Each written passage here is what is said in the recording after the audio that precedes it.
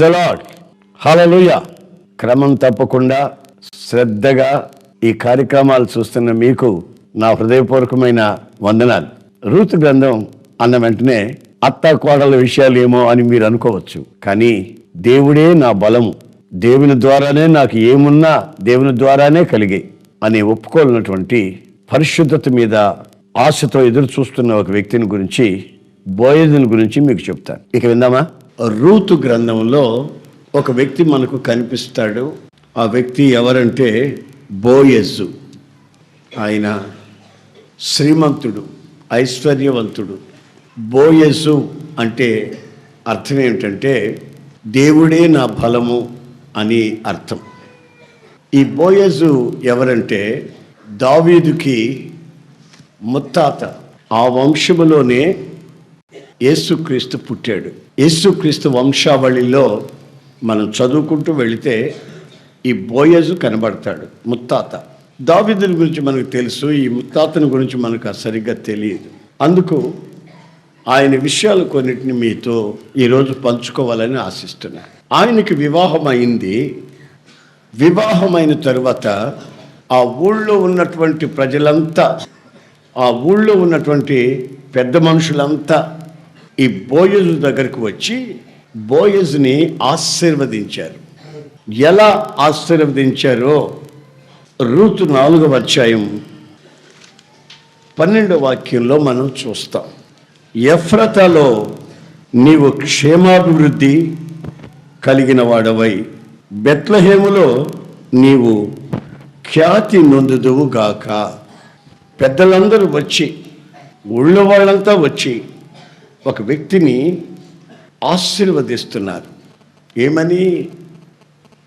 నీ పేరు దేశంలో అందరూ పలుసార్లు చెప్పుకుంటారు. నీ పేరు, నీవు బహుగా అభివృద్ధి చెందుతావు. అంటే అప్పటికే ఆయన అభివృద్ధిలో ఉన్నాడు, ఐశ్వర్యవంతుడు.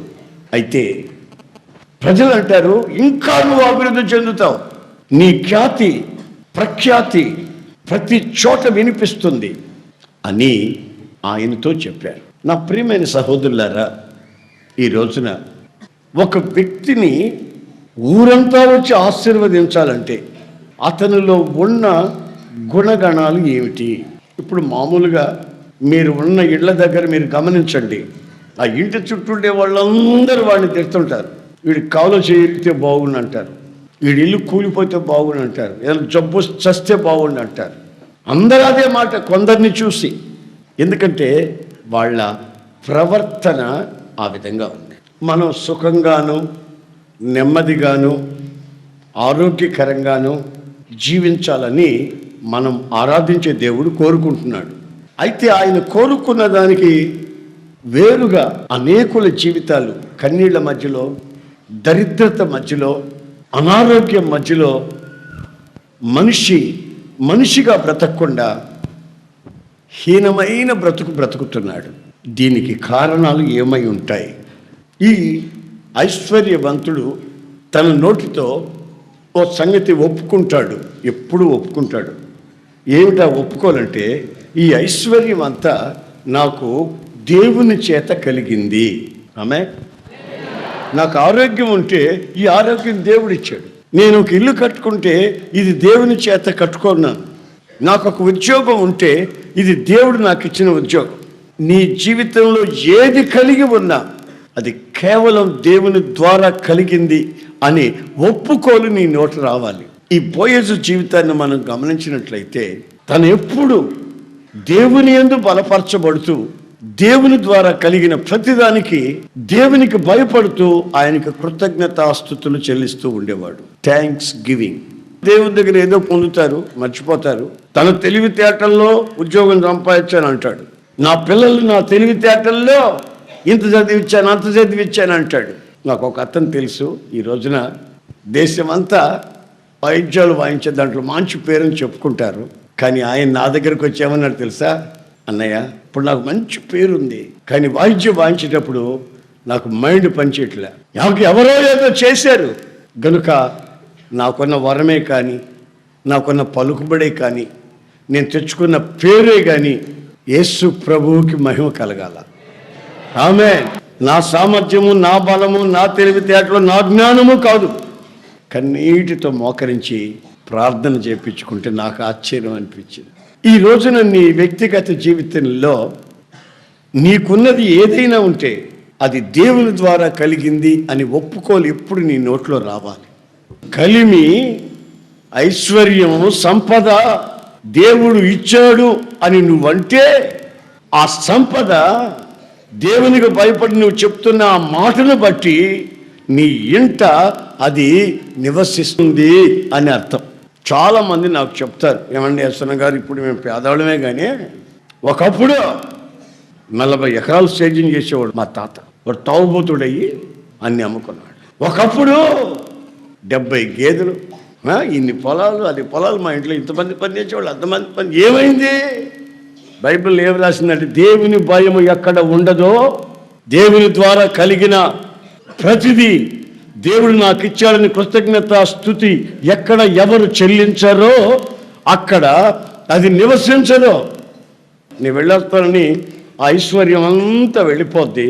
నీవు దరిద్రం అయిపోయి ఆ పూటకు లేకుండా నీ జీవితం అంతా వెర్రికిపోయేటట్టు అయిపోద్ది. ఈ రోజు నుండి నీ మనస్సులో నీవు ఏది కలిగి ఉన్నా సరే అది దేవుని ద్వారా కలిగినదని ముందు ఒప్పుకోవాలి. రెండవది, దేవునిది దేవునికి ఇవ్వాలి. ఆ తరువాత ఆయన్ని పరీక్షించి చూడాలి. నేను దేవునికి చేశాను, దేవుడు నాకేం చేస్తున్నాడని ఆకాశ వాక్యాలు విప్పబడతాయి.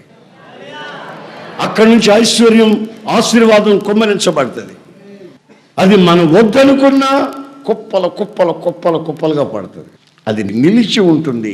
ఒకసారి ఆ ఊరు ప్రక్కనే ఉన్నటువంటి ఒక పొలంలోకి అలా వచ్చాడు. అందరు ముమ్మరంగా పనిచేస్తున్నారు. వాళ్ళని చూసి ఏమన్నాడు తెలుసా? దేవుడు మీకు తోడై ఉండునుగాక అన్నాడు. ఆమేన్, హల్లెలూయా. వెంటనే ఆ పొలంలో కూలినాలు చేసుకునే వారందరూ ఏమన్నా తెలుసా? దేవుడు నిన్ను ఆశీర్వదించునుగాక. ఆమేన్, ఆమేన్, హల్లెలూయా. ఆయన నోటి నుంచి వచ్చిన ఆ మాట, ఏంటి అక్కడ ఎవరో బుద్ధి లేనివాడా, ఎలా ఎక్కడికి వెళ్ళావు? నేను వచ్చి గంట అయింది. ఎక్కడికి వెళ్ళారా? మేస్త్రే లేదా అడి కూలీ బాక ఇట్లా దరిద్ర పనులందరూ నా పొలంలో పని చేపిస్తావా నువ్వు? మీరంతా రైతులైతే మీ నోళ్ళల్లో వచ్చే మాటలు ఇవి. అయితే నేను చెప్పే పోయొచ్చున్నాడే, దేవుడే నా బలం అని చెప్పుకుంటున్నాడే, ఊరంతా వచ్చి ఆశీర్వదిస్తున్నారే. ఆయన అనే మాట ఏంటంటే, పొలం అంతా కలయి చూసి ఇట్లాగా చూసి, హలో, దేవుడు మీకు తోడై ఉండునుగాక. చూశారండి, ఇంత పెద్ద రైతు, ఇంత ఆస్తి గలవాడు, ఇన్ని ముఠాల దగ్గర పళ్ళు చేపించుకొని కూలిస్తున్న వ్యక్తి, ఆ నోటి పలకరింపులోనే దేవుడు మీకు తోడుగా ఉండాలి. దేవుడు ఒక పేదకి తోడుగా ఉంటే ఆ పేదరికం పోద్ది.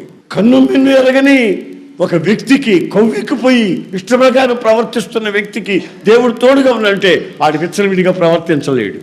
ఎందుకో సినిమాలకు పోయేవాళ్ళు బైబిల్ తీసుకుని పోగలరా? సినిమా హాల్కి పోలేరు. ఎందుకు పోలేరు? వాక్యములో దేవుడు ఉంటాడని వీళ్ళకి తెలుసు. దరిద్రతకి ప్రబలమైన కారణం ఏంటంటే నీ నోట ఆశీర్వచనం లేకపోవడం. ఎంతోమంది పాస్టర్లు నాకు చెప్తారు, అన్నయ్య మిమ్మల్ని చూస్తుంటే మాకు సిగ్గేస్తుంది, ఇప్పుడు మొన్న వచ్చినప్పుడు వాడు కట్టావు, ఇప్పుడు ఇంకోటి కట్టావు, ఇప్పుడు ఇంకోటి కడుతున్నామంటగా, జనం నీ దగ్గరికి ఎట్టొస్తున్నాను నాకు అర్థం కావట్లేదే అని ఒక పాస్టర్ గారు చెప్పాడు. ఎందుకో తెలుసా? నా నోట ఎప్పుడు మిమ్మల్ని ఆశీర్వదించే ఆశీర్వాదాలే ఉన్నాయి, కానీ నా నోటితో శపించినట్టు నాకు గుర్తులేదు. మన దేవుణ్ణి స్తుతించుటకు, ఎదుటి వ్యక్తిని ఆశీర్వదించుటకే మనం పుట్టాం. మన జన్మ సార్థకం కావాలనుకుంటే, మన బ్రతుకు ఆశీర్వాదకరంగా ఉండాలనుకుంటే, ఇతరులు మనం చూసి ఆశీర్వదించాలనుకుంటే, ఆ ఆశీర్వాదం మన ఇంట్లో, మన జీవితంలో, మన వ్యక్తిత్వంలో నిలబడాలనుకుంటే మనం ఆశీర్వదించటం నేర్చుకోవాలి. ఆమేన్. కానీ మనల్ని గురించి మన వాళ్ళు ఆశీర్వదిస్తున్నారా, మనల్ని శపిస్తున్నారా? ఒక రైతు వచ్చాడు, హడావుడికి వచ్చి గోలు చేశాడు. అక్కడ హడావుడికి చేశాడు. ఆయన పోయేటప్పుడు వచ్చాడరా పెద్ద, ఈడికే ఒక 4 ఎకరాలు ఉన్నాయని, ఈడే ట్రాక్టర్ కొన్నాడని ఈ బతుకు మనకు తెలీదా? ఇప్పుడు ఒక ట్రాక్టర్ వచ్చింది, అప్పుడు మనతో కూలికి రాలేదు అంటున్నారు. ఏది ఆ రైతు వచ్చి పోయిన తర్వాత, రైతు ఉన్నప్పుడేమో ఇటు నిలబడ్డారు. ఆమేన్. మన యేసయ్య ఒక పెద్ద రైతు. ఆమేన్. ఆయన విత్తనం వేసి, ఎరువు వేసి, పని పెట్టి, పెంచేటట్టు చేసి, చుట్టూ కంచె వేసి, కావలి వాళ్ళను పెట్టి మనల్ని శుభ్రంగా ఆయన పూల తోటలో పెంచుకుంటూ వస్తున్నాడు. పెద్ద రైతు అయినా. ఆమేన్. ఆమేన్. ఈ భూమి ఆకాశములను సృష్టించిన రైతు ఆయన మనల్ని ఎప్పుడు ఆయన నోట మనల్ని ఆశీర్వదించడం తప్ప మనల్ని శపించటం ఆయనకి తెలియదు. అలా వచ్చాడు. ఆ పొలంలో అక్కడ పరిగెరుకునే అమ్మాయి ఎవరు అన్నాడు. ఆ అమ్మాయ అదే ఆ నయోమితో వచ్చిందండి, మోయా ప్రాంతం నుంచి వచ్చింది. అదే భర్త చనిపోయాడు అన్నారు, మరి వాళ్ళ అత్తతో వచ్చింది. ఆ అమ్మాయినా? ఆ అమ్మాయినండి. ఆ అమ్మాయిని ఒకసారి బాగా చూసి, కూలి మనిషి కూడా కాదు, పరిగెరుకునే అమ్మాయి. ఆ అమ్మాయిని ఏమని పిలిచాడు తెలుసండి? మై డాటర్, నా కుమారి. ఈ బోయజు తాను ఆశీర్వదించబడి ఆశీర్వాదం తన ఇంటి నిలిచి ఉండగా, ఆ ఆశీర్వాదానికి బదులుగా ఏం చేస్తానంటే, ఒక సామాన్యమైన ఒక చిన్నమ్మాయి, ఒక యవనస్తురాలు అక్కడెక్కడో పరిగెరుకుంటుంటే ఆ అమ్మాయి ఎవరని తెలుసుకొని వెంటనే అంటున్నాడు. ఏమని? రైడా పనికి మాలిన దాన్ని, వేరే పొలాలు దొరకలేదు నీకు ఏరుకునే దానికే ఇక్కడికి వచ్చావు, తెల్లవారుజాము నీ మొహం చూశాను అని అనలేదు. నా కుమారి ఇలా రమ్మ అంటే అర్థం ఏంటి? అంత ఐశ్వర్యం ఉన్నా, అన్ని రంగాలు ఆరితేరినా, మంచి వయసు మీద ఉన్నటువంటి యవనస్తుడే అయినా ఆమెని చూసి కనికరిస్తున్నాడు. కనికరం. ముందే భర్తను పోగొట్టుకున్న మనిషి ఇప్పుడు ఎక్కడికి వచ్చిందండి? మోయాబు నుంచి ఎక్కడికి వచ్చింది? మోయాబు అంటే చెత్తకుండి, ఆ దేశం చెత్తకుండి. అక్కడి నుంచి ఎక్కడికి వచ్చింది? ఇప్పుడు బెత్లెహేముకి వచ్చి. ఎవరిని నమ్మి వచ్చింది? వాళ్ళ అమ్మ నాన్న కూర్చోబెట్టి, అమ్మా నీ బతుకెట్లా అయిపోయింది, ఏం చేద్దామమ్మా, చాలా బాధగా ఉందమ్మా, సరే ఎట్లయితే అట్లా అవుతుందిలే అమ్మా, మా కర్మ అని తల్లిదండ్రులు చెప్తూ ఉంటే విన్నది. సరే అత్తయ్య ఏమైనా కలకల్లాడుతుందా? ఆమెకి అన్నీ అయిపోయినాయి, భర్త చనిపోయాడు. ఆమెకేమన్నా బెత్లెహేములో పోతే ఆస్తి ఉందా? అది లేదు. ఆమె తినేదానికే గతి లేని మనిషి. మరి ఎవరు నమ్ముకొని వచ్చింది ఇక్కడికి? బోయజ్ అంటాడు, దగ్గరికి పిలిచి, కుమారి కళ్ళలో కుమార్తెను పెట్టుకొని బిడ్డను చూసినట్టుగా దగ్గరికి పిలిచి, అమ్మా నీ విషయాలన్నీ నేను విన్నాను, నువ్వు ఇప్పుడు ఎక్కడికి వచ్చావో తెలుసా? మా అత్త దగ్గరకు వచ్చా. అత్త దగ్గరకు కాదు నువ్వు వచ్చింది, పిచ్చిదానా, అత్తకేముందని వచ్చావు నువ్వు. ఆమె మట్టి తింటుంటే, కొడుకులిద్దరిని పోగొట్టుకొని భర్తను పోగొట్టుకుని ఆమె మట్టి తింటుంటే, ఆ మొండి గోడలున్న ఇల్లు కూలిపోయింది.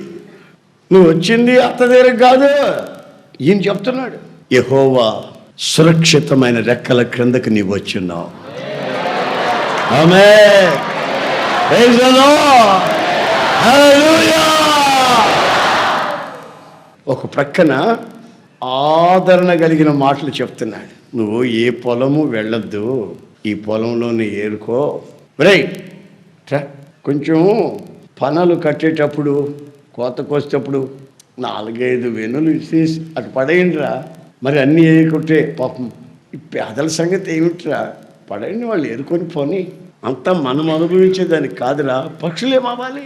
అమ్మా నువ్వు మాత్రం ఎటూ వెళ్ళద్దు, ఈ పొలంలోనే నువ్వు, వాళ్ళు వెన్నులు వదిలేస్తారు, శుభ్రంగా ఏరుకోమ్మా. వేరే పొలాలకు వెళ్ళదు, ఇక్కడే ఏరుకో. రైట్.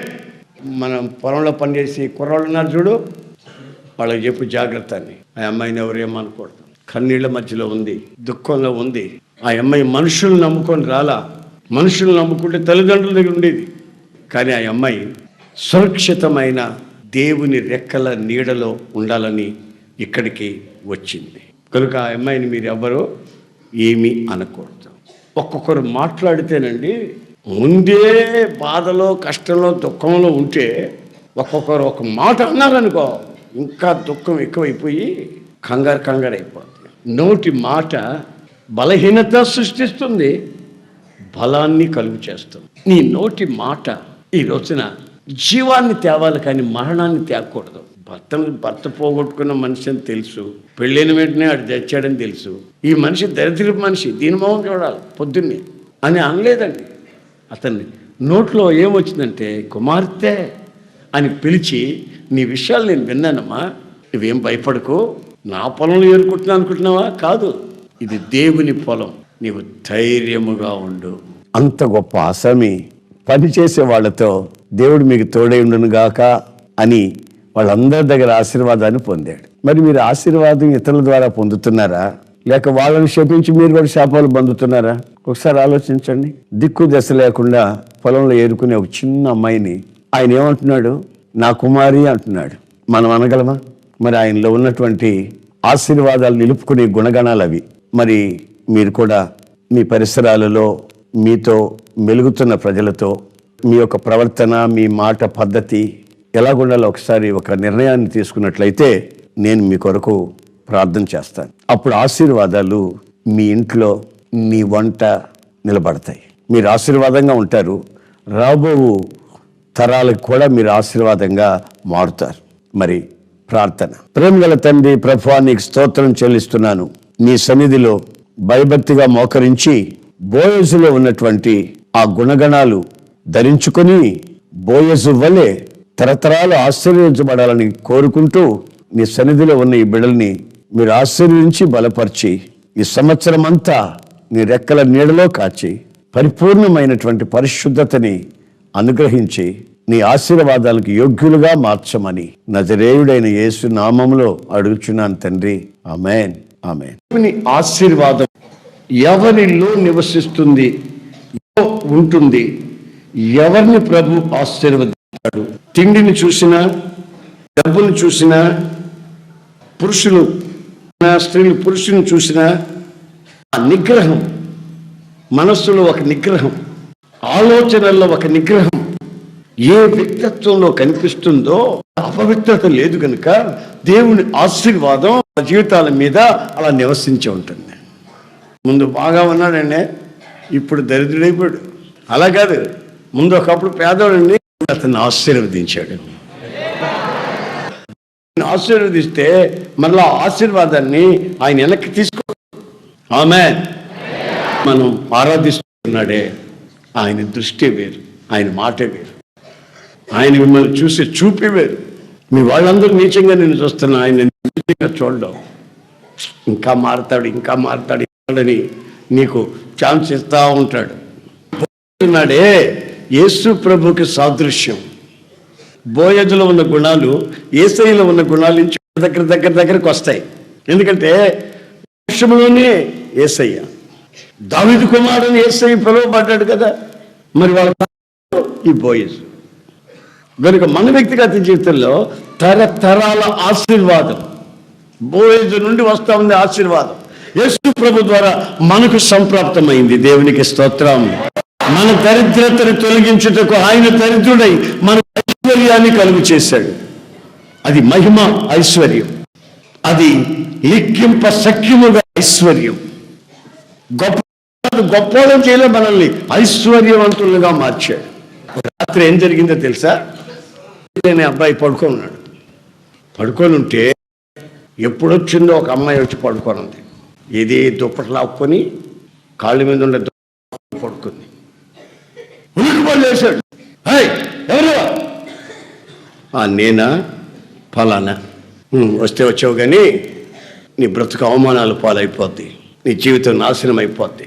ఎవరు లేకముందే, ఎవరు చూడకముందే మర్యాదకి ఇంటికి వెళ్ళు, జాగ్రత్త. నేను ఎవరు అనుకున్నావు? ఈ చోటే చాలామంది కంగారు పడిపోతున్నారు. అప్పుడు ఏ లేనిపోని జాలి చూపిస్తున్నారు. అప్పుడు ఎప్పుడు ఆ రాత్రి అడిగేవాళ్ళు లేరు, అక్కడ మేలుకొని ఎవరు లేరు. అది చీకటి రాత్రి. దేవుని భయం లేకపోతే క్షణమే పతనమైపోయే క్షణాలు అవి. మరుక్షణం పతనమైపోతారు. అతను యవనస్తుడు, ఆ అమ్మాయి భర్త చనిపోయిన యవనస్తురాలు. మరుక్షణం శాపానికి గురైపోతాడు. అయితే దేవుని వ్యక్తి నీతి నిజానికి ప్రతీక. అందుకే మన ప్రభు అయిన యేసుక్రీస్తుని గురించి కూడా నేను ఎప్పుడు చెప్తాను, ఆయన కామక్రోధ మదమాశ్చర్యాలు లేనివాడు, పరిశుద్ధుడు. యేసుక్రీస్తు పరిశుద్ధుడు. మనవలే శోధించబడిన పాపములో పడకుండా పవిత్రతని ప్రదర్శించినవాడు. ఆయన పేరు నజరేయుడైన యేసు. ఆమేన్, ఆమేన్. నీ బ్రతుకుల్లో ఎన్నో చీకటి రాత్రులు, నీ బ్రతుకుల్లో పాపంలో పడిపోవకరమైన సమస్యలు, ఛాన్స్. నీ జీవితంలో ఆశీర్వాదం నిలబడాలి. నిన్ను చూసిన వాళ్ళంతా ఆశీర్వదించబడును గాక అనాలి. ఈ అబ్బాయిని దేవుడు ఆశీర్వించాలా, ఇది ఈమెను దేవుడికి ఆశీర్వించాలా. ఆశీర్వాదం వీళ్ళ మీద నిలిచి ఉండాలి. ప్రతి నోరు నీ సాక్ష్యాన్ని గురించి విని నిన్ను ఆశీర్వదించాలి. నేను సాక్ష్యం చెప్తుంటే అక్కడ ఒక ఆమె ఏడుచుకుంటుంది. ఏమైందమ్మా? కడుపు నొప్పి. ప్రార్థన చేస్తాను. కడుపు నొప్పి కాదయ్యా, ప్రార్థన కాదయ్యా. ఏ తల్లిగా అన్నదో నిన్ను, ఇన్ని కష్టాలు పడ్డావయ్యా, ఇన్ని బాధలు పడ్డావయ్యా, నీ ముఖం చూసే భాగ్యం ఇచ్చాడు అయ్యా దేవుడని ఆడుస్తుంది. చక్కటి సలహా చెప్తున్నాడు. నువ్వు ఆడపిల్లవి, యవ్వనంలో ఉన్నావు, బీ కేర్ఫుల్. ఇప్పుడు ఎవడన్నా చూశాడంటే నీ బతుకేమవుతుంది? అవమానాల పాలైపోద్ది. నాకు ఇట్లాంటి 50 వచ్చినా నాకు లెక్కలేదు. నీ బ్రతుకేమిటి? తెల్లవారకు మునిపే మర్యాదగా ఇక్కడి నుంచి నువ్వు ఎవరికి కనబడకుండా వెళ్ళిపోవాలి. ఏమి చక్కటి సలహా అండి. దేవుడు మనకిచ్చిన ఐశ్వర్యాన్ని, మహదైశ్వర్యాన్ని దేవుని ద్వారా పొందినట్టు మనం తెలుసుకుంటే, ఆ గ్రహింపు, ఆ అండర్స్టాండింగ్ ఉంటే పొరపాటును కూడా పాపపు ఊబిలోకి దిగలేము. ఆమేన్, ఆమేన్, ఆమేన్. తర్వాత ఏం జరిగిందో తెలుసా? మరలా ఒక రోజున ఆ అమ్మాయిని పిలిచేటప్పుడు నా కుమారి అని పిలుస్తున్నాడు. అయ్య బాబోయ్, నేను కానీ అక్కడ ఉంటే అను మరలా అమ్మాయిని నా కుమారి అంటావేంటి? మొన్న అక్కడికి రాలా అను, దాని బుద్ధి తెలుసు, మళ్ళా కుమారి అంటావేంటనా? రే, నేను చేసిన పొరపాట్లు దేవుడు ఎంచినట్లయితే నేను నిలబడలేను రాని ఆయన సన్నిధిలో. మా ఏదో పొరపాటును వచ్చింది, బుద్ధి చెప్పాను, గుట్టుగా వెళ్ళిపోయింది. తన పవిత్రత కాపాడుకుంది, తన రక్షణలో నిలబడింది, తన జీవితాన్ని దేవునితో చేసిన ప్రమాణం నిలబడింది. నేను చెప్పిన ఆలోచనలు బట్టి ఇప్పుడు ఆ అమ్మాయిని ఆ చూపుతో చూడకూడదురా. ఎవరిలోనైనా ఒక పొరపాటు, బలహీనత మనకు తెలిసినప్పుడు, చూసినప్పుడు, కళ్ళోర చూసినప్పుడు, చెవులోర విన్నప్పుడు మన బ్రతుకులో మనం ఆ దృష్టితో మరలా వాళ్ళని చూడకూడదు. అలా చూడకుండా ఉంటే దేవుని ఆశీర్వాదం మీ గుండెల్లోకి దిగుతుంది. దేవుని ఐశ్వర్యం మీ కుటుంబంలో నివసిస్తుంది. కొంతమంది ఉంటారు, ఎప్పుడన్నా చూడు, ఎంత దేవుడు ఆశీర్వదించినా అనో ఈ నెల వ్యాపారం బాగలేదనా కాదండి. వాళ్ళన్న నాకు చెప్పాడు, తమ్ముడికి వ్యాపారం బాగుంది, బాగా ముందుకు వచ్చాడు, ఆ పక్క కొట్టుకున్నాడు, ఆశీర్వాదంగానే ఉన్నాడు, వాళ్ళ అన్న చెప్పాడు నాకు. తమ్ముడు కనబడినప్పుడల్లా అనో వ్యాపారమే లేదురా అన్న నా దగ్గర ఉన్నప్పుడు చెప్పాడు ఇదే మాట. రైట్, ఆశీర్వదిస్తుంటే దేవుడు మళ్ళీ దరిద్ర మాట చెప్తామంటాడు. అది చెప్తేనే ప్రార్థన చేస్తాడులే, అందుకనే. చూసారా, దేవుడు చేసిన మేలుని ఏది కూడా మనం మరొకూడదు. ప్రతి చిన్నదానికి పెద్దదానికి మనం ఆయన స్తుతించి, స్తోత్రించి, కృతజ్ఞత అర్పణలు అర్పించుకోవాలి. ఆ ఆనందం మన గుండెల్లో నివసించాలా. మనం పొలం వెళ్ళినా ఆయన అదే మాట మాట్లాడుతున్నాడు. ఆయన రెస్ట్ తీసుకుని గెస్ట్ రూమ్లో కూర్చున్నా అదే మాట మాట్లాడుతున్నాడు. మనుషులు ఉన్నైనా అదే, మనుషులు లేనప్పుడైనా అదే. ఆ మనుషులు ఉన్నప్పుడు ఒక రకంగా, మనుషులు లేనప్పుడు ఒక రకంగా ప్రవర్తించామనుకోండి, దేవుని భయం లేకుండా అట్లా చేసినందువల్ల మనకు దేవుడు ఇచ్చిన ఆశీర్వాదాలని మనం పోగొట్టుకుంటున్నాం. ఆయన తీసుకోడు. మనమే దేవుని ఆశీర్వాదాలు మాకు అక్కర్లేదు, మేము బతుకుదాం, మాకు తెలివితేటలు ఉన్నాయి, ఉద్యోగాలు ఉన్నాయి, సంపాదిస్తాం, జ్ఞానం ఉంది. నీ వ్యక్తిత్వంలో ఉండవలసిన ప్రాముఖ్యమైన గుణాలు ఏమిటంటే, ఎవరితో మాట్లాడినా కనికరం ప్రదర్శించాల. వాళ్ళ గాయాలు రేపకూడదు, వాళ్ళ బాధలు రేపకూడదు, మంచి చెడ్డలు తెలియకుండా విచ్చలవిడిగా మాట్లాడకూడదు. అవన్నీ అన్యుల అలవాట్లు. మనం మనుషుని విలువ, యేసుక్రీస్తు రక్తం చేత కడగబడిన దేవుని బిడ్డలకు విలువ ఏంటో తెలుసుకోవాలి. మీరంతా ఎక్కడున్నారు తెలుసా? ఇప్పుడు చెప్పండి, ఎక్కడున్నారు? ఆయన సురక్షితమైన రెక్కల నీడలో ఉన్నారు. ఆ అమ్మాయిని వివాహం చేసుకోవాలని అనుకున్నాడు. అయినా పెద్దల్ని పిలిచి ఒక మాట చెప్పాడు. ఏం చెప్పాడంటే, ఏమండి, అమ్మాయిని వివాహం చేసుకోవాలని నేను తలంచుకున్నాను, కానీ ఆ అమ్మాయిని వివాహం చేసుకునేందుకు హక్కుదారుడు ఒక అబ్బాయి ఉన్నాడు. చేసుకుంటే ఆ అబ్బాయి చేసుకోవాలి. ఆ అబ్బాయి వద్దంటే నేను చేసుకుంటాను. ఒకసారి మీరు ఆలోచించండి. ఎందరి జీవితాలు ఈ రోజున శపించబడిన అనుభవంలోకి వెళ్ళిపోతున్నాయి. కానీ ప్రభువైన యేసుక్రీస్తు మన పొరపాట్లు, బలహీనతలు క్షమించి రక్తం చేత కడిగి ఆయన సన్నిధిలో తీసుకొచ్చి ఆయన కూర్చోపెట్టి, దైవ భక్తికి తగిన వాళ్ళు వీళ్ళు, దైవ భక్తికి తగిన వాళ్ళు అని ఆయన మీ ఎడల, నా ఎడల, మా ఎడల ఆయన నిర్ణయించి ఆయన రెక్కల నీడలో మనల్ని తీసుకొచ్చాడు. అంటే మనుషులు నమ్ముకున్న వాళ్ళు కొంతమంది ఉన్నారు. వాళ్ళు వాళ్ళ చేతుల ఆశీర్వాదాలు పోగొట్టుకుంటారు. తల్లిదండ్రులు చెప్పినా, భార్య చెప్పినా, భర్త ఎవరు చెప్పినా, నేను నమ్ముకున్నది సర్వశక్తి గల దేవుణ్ణి, నేను నమ్ముకున్నది యేసయ్యని. ఈ తోట ఎవరిది? యేసయ్యది. ఈ పొలం ఎవరిది? యేసయ్యది. మేమంతా ఆయన తోటలో పనివాళ్ళం. నా ప్రియమైన సహోదరులారా, మన వ్యక్తిగత జీవితాల్లో ఈ గోతుల్లోనే అనేక మంది పడి తణుకులాడుతూ ఉంటారు. ఈ గోతుల్లోనే శపించబడ్డ గోతులు, భయంకరమైన గోతులు. ఈ గోతుల్లో ఇరుక్కుని తల్లడిల్లిపోతూ బయటపడలేని పరిస్థితి.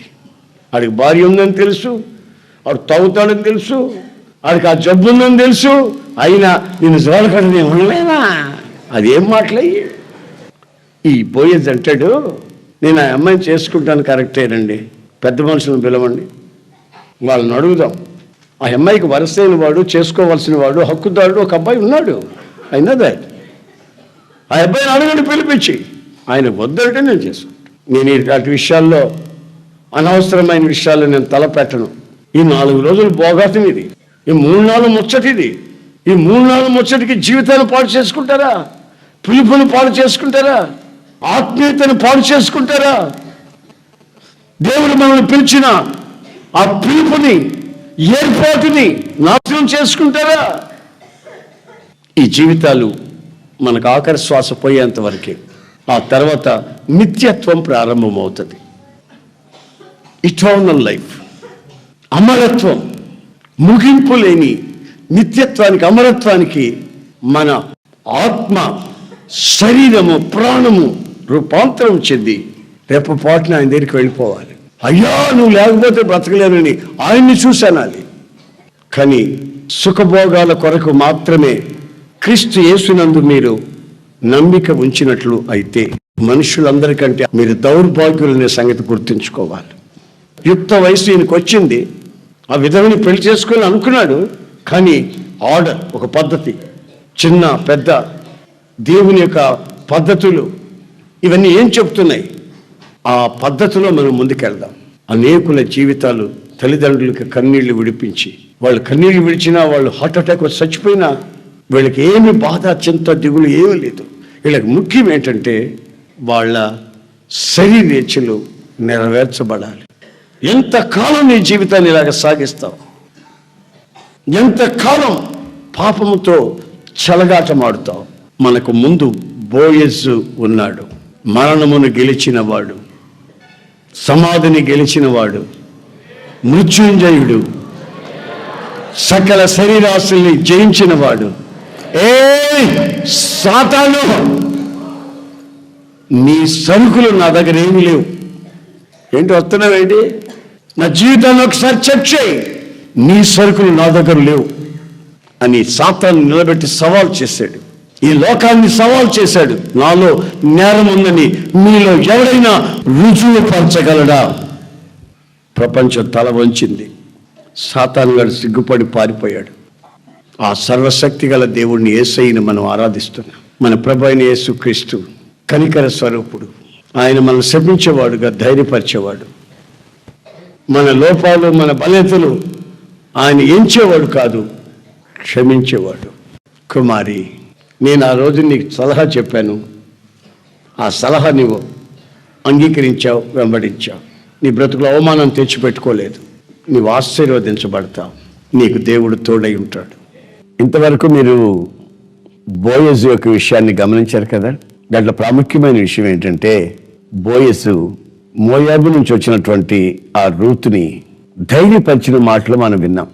మనం ఒకరితో ఒకరు మాట్లాడుకునేటప్పుడు ఒకరినొకరు ధైర్యపరుస్తున్నామా, లేక ఒకరినొకరు బలహీనపరుచుకునే మాటలు మాట్లాడుకుంటున్నామా? నీవు నా పనిలో పనిచేయట్లేదు, నీవు సురక్షితమైన యెహోవా రెక్కల నీడకొచ్చున్నావని ధైర్యపరుస్తున్నాడు. నీవు చేసిన త్యాగానికి ప్రతిగా దేవుడు నిన్ను గొప్పగా ఆశీర్వదిస్తాడు అని చెప్తున్నాడు. జన్మభూమిని వదిలేవు, తల్లిదండ్రులను వదిలేవు, అత్త దగ్గర ఏమి వచ్చావు? మరి ఈ ప్రాంతానికి నీవు వచ్చింది గొప్పగా ఆశీర్వించబడేదానికి అని ధైర్యపరిచాడు. మరో ముఖ్యమైన మాట ఏంటంటే, అతను యవనస్తుడే. ఆ రూత్ అనే ఆమె కూడా భర్తను పోగొట్టుకున్న యవనస్తురాలే.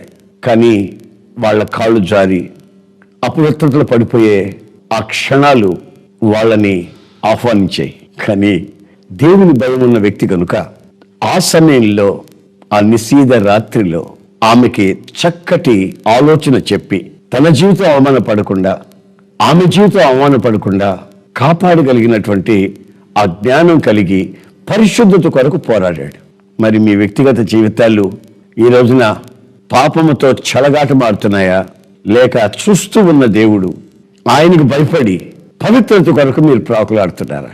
మీరు పవిత్రత నిమిత్తమై ప్రాకులాడినట్లయితే దేవుని ఆశీర్వాదాలు నీ ఇంట, నీ వ్యక్తిగత శరీరంలో, నీ ఆత్మీయ జీవితానికి నిలిచి ఉంటాయి. అంతటితో ముగించబడక వంశ పారంపర్యంగా ఆ ఆశీర్వాదాలు వెంబడిస్తాయి. దానికి దేవుని ఆశీర్వాదాలు కోరుకుంటున్న మీరు ఒక నిర్ణయానికి రండి. నేను మీ కొరకు ప్రార్థన చేస్తాను. ప్రభు మిమ్మల్ని ఆశీర్వదించును గాక. ప్రార్థన. ప్రేమగల తండ్రి, ప్రభువా నీకు స్తోత్రం చెల్లిస్తున్నాం. యవనస్తుడైనటువంటి ఐశ్వర్యవంతుడైనటువంటి బోయజుని మా మధ్య ఉంచి గత 2 వారాలుగా అనేక విషయాలు మమ్మల్ని హెచ్చరిస్తున్నందుకై స్తోత్రములు చెల్లిస్తున్నాను. నీ ప్రజలు ఎంతో భక్తిగా నీ సన్నిధిలో మోకరించారు, తల వంచారు. వారి వినయ విధేయతలను మీరు చూసి ఆశీర్వదించి కుటుంబంలో మీ ఆశీర్వాదం నిలిచినట్టుకు సహాయం చేసి తరతరాల ఆశీర్వాదాల కారణంగా మార్చమని, నీ బిడ్డలు క్షేమంగా సుఖంగా ఈ సంవత్సరాది నుండి సంవత్సరాంతం వరకు నీ కృపలో కాపాడబడటకు సహాయం చేయమని యేసు నామములో అడుగుచున్నాను తండ్రి. Amen, amen.